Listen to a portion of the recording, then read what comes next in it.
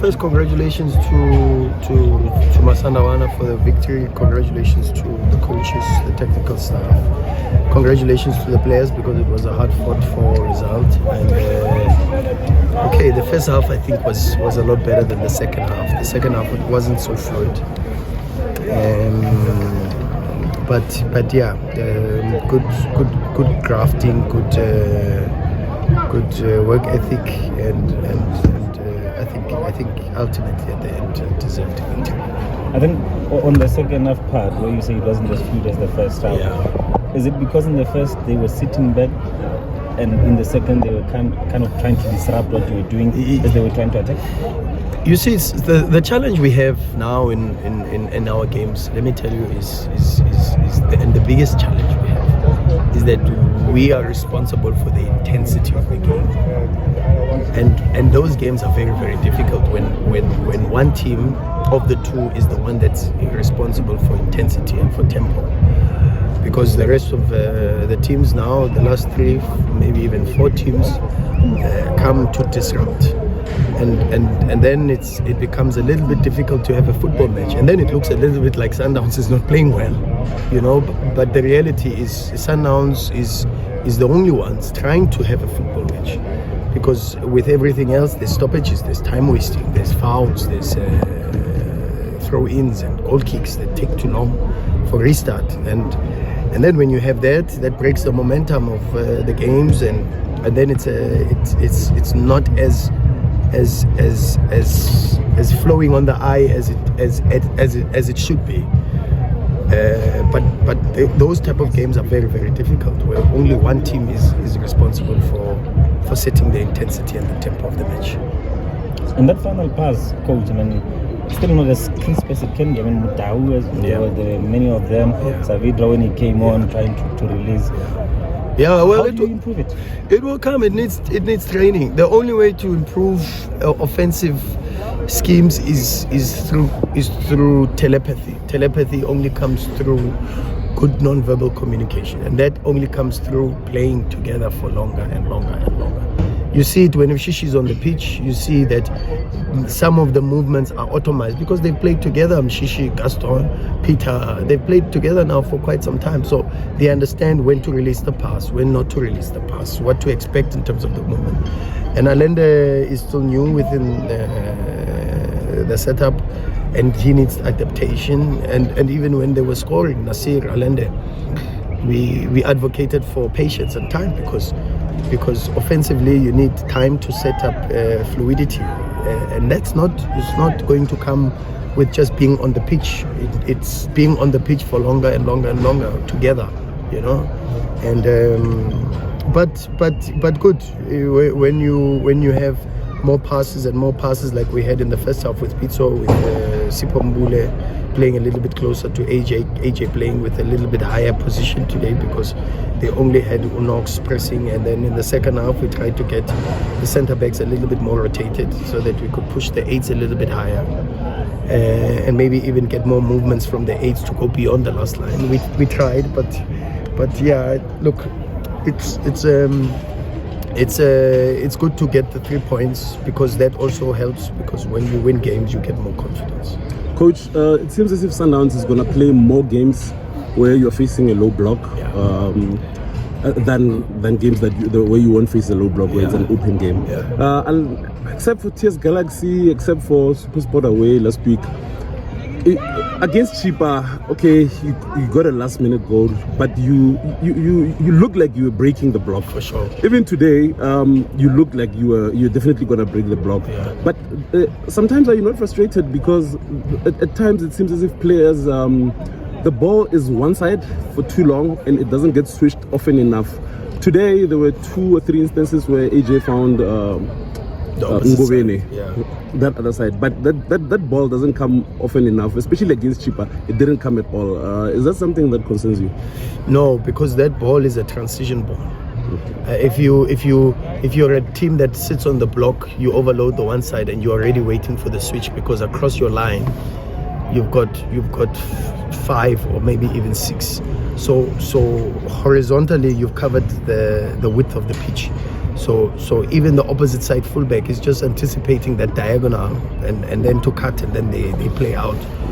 And if you look at a lot of the transitions against SuperSport, against TS Galaxy even, we considered goals from those type of balls, whether it's a cross into the box or whether it's a diagonal ball that goes into the air and is put into competition. The change of the point of attack is an important one for rotation and for finding the underloaded side. But that needs to happen from different positions.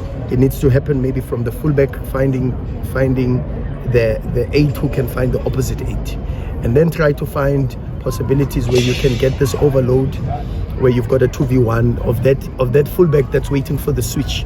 That's not or maybe even the winger that's waiting for the switch. Or then you try to find more verticality. I think football now is moving away from that possession for possession and switching and horizontal diagonals. Is more verticality now. It's more, can you build and find possibilities in the next line without even going too far from the goal, and finding possibilities in the next line. So if you find the centre backs, can the centre backs then find a 6 behind a Knox? And if you can find a 6 behind a Knox, then you are saying, can Ndwandwe jump out of the midfield? And if Ndwandwe can jump out of the midfield to press Andile Jali, you're then looking for possibilities to then provoke the 6, the double pivot of the opposition.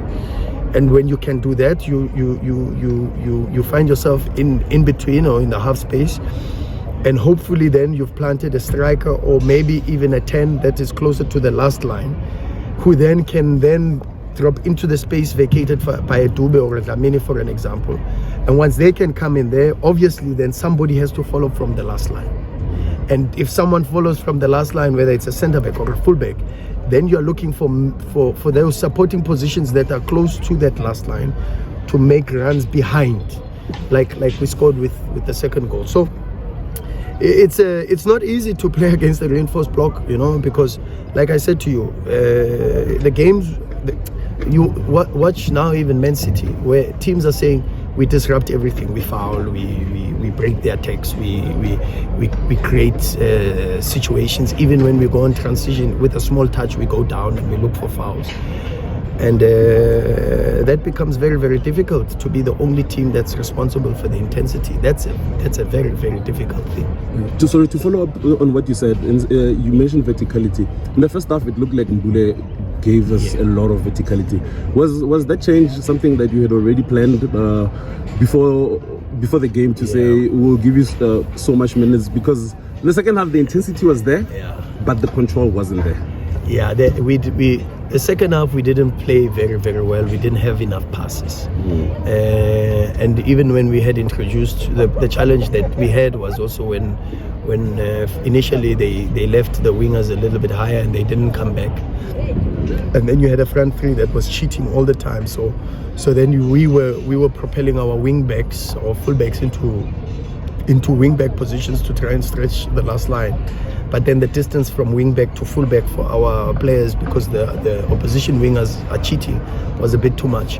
But then you've got to control that by having more passes and more passes and more passes. But we didn't have that, and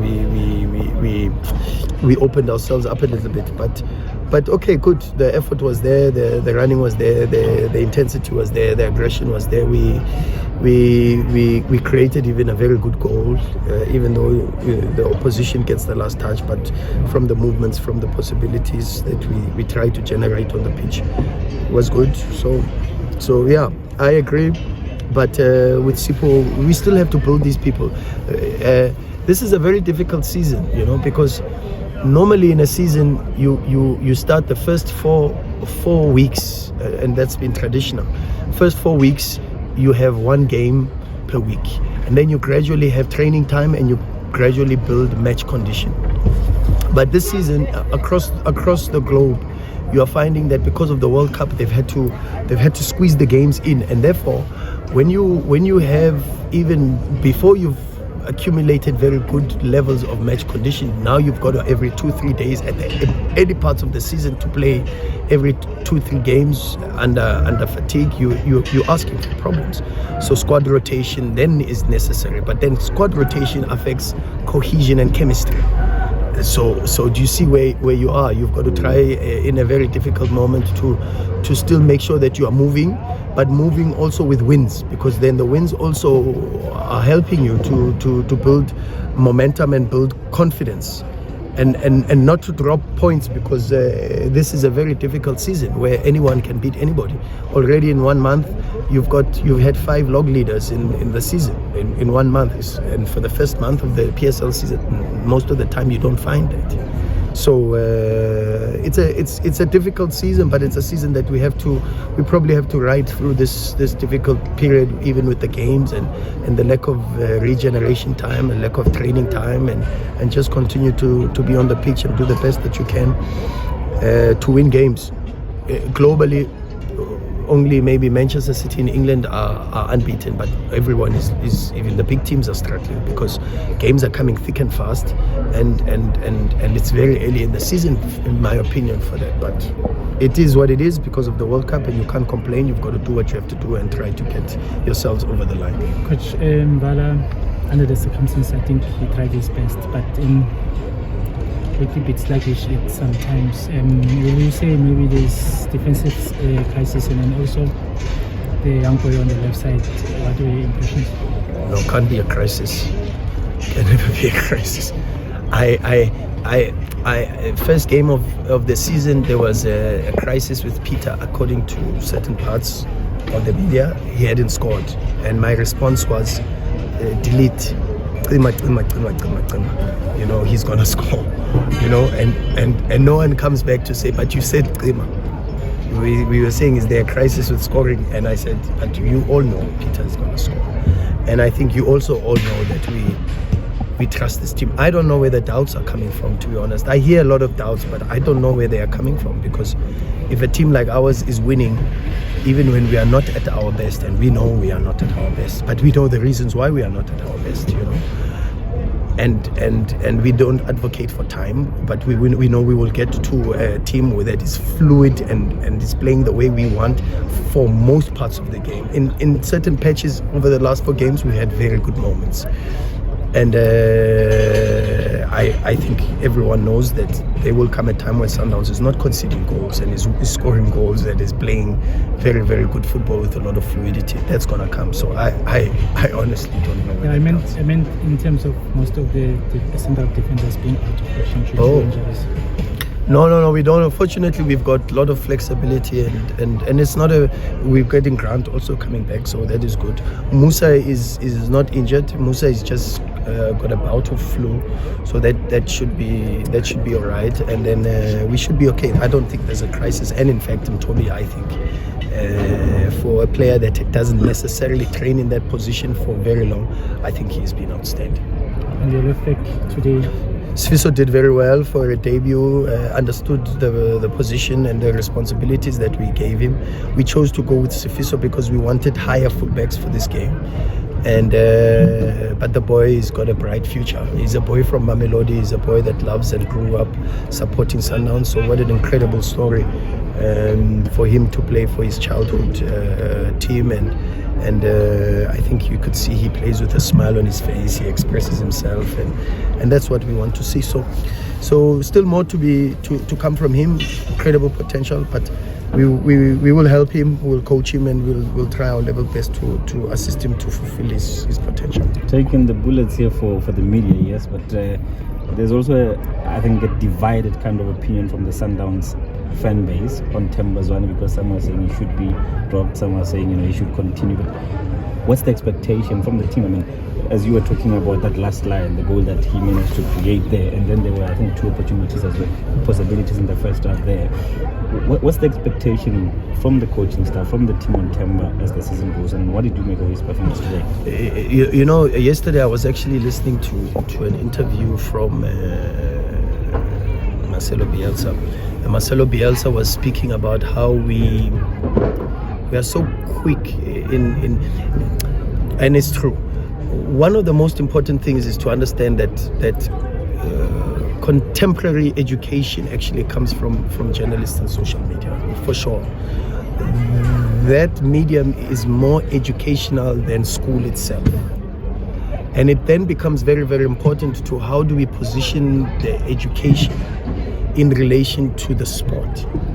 Because in sport nowadays, you are only good if you score. Or you are only good if there is visible successes, and if you don't score, then you are not good. And people are very quick to give up on you. But the reality is a lot of the work that we do on the pitch, the work that is done in the change room, and you see it, guys. You see it when we score. When we score, you see everybody running to the corner flag. My worry would be when we don't celebrate the goals the way we celebrate them, and we don't see that we are united and together. And the reality is, even when we score, it doesn't matter who scores, but you see everybody claps and celebrates. And in my understanding is that these space navigators, I call them space navigators, players like Thomas Muller, players like Themba Zwane, are a dying breed. And you only have to just watch Mshishi navigate his way through the pitch to understand what he gives. And I don't want to stand here for sure, because the reality is the performances for me speak for themselves, and the way we want to play with what Mshishi is doing on the pitch speaks for itself. And people will always, of course, criticize, and they've got the right to do that. And I'm sure Mshishi also understands that. But the reality is that he's doing the best that he can. He's following the instructions to the T, and he's giving his best possibilities on the pitch. Human beings are the only species in the world that do not fulfill their full potential. It's the only. Why does a tree grow as tall as it grows and never grows? Even if it lives for another 50 years, it never grows any taller because it reaches its potential. The human species is the only one that has the choice whether or not to get to a level that is beyond the level that everybody sees. And then when Mshishi makes that decision, like many of our players, to try to stimulate themselves for growth and for even better, these are the things that we appreciate, and I think maybe even modern day society needs to appreciate, because the values have been lost a little bit, Thank Coach, you. Can it be the last question, please? Coach, what motivates keeping players like Gift and Cambridge? When you look at the investment that you've made, they have not returned it as you would have expected. Yeah, these things happen in football, They happen in football. I saw Gabriel Jesus coming to Manchester City and then going to Arsenal. They happen in football. Barca bought Ibrahimovic, and he did it the best that he could, and then he went back they sent him away and went to Man United. Lukaku was at Chelsea from Inter, and then unfortunately it didn't work out. These things happen. It doesn't say the move was wrong. It doesn't profile the player in any way, because I think we all know the qualities that Kemet has. We all know the qualities that Gift has.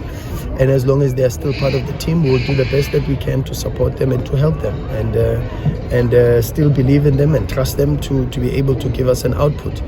And while, like all the other players, while they are still here, they are our players, and we love them, and we continue to show them support and appreciation. Thank you, Coach. Thank you, guys. Thank you.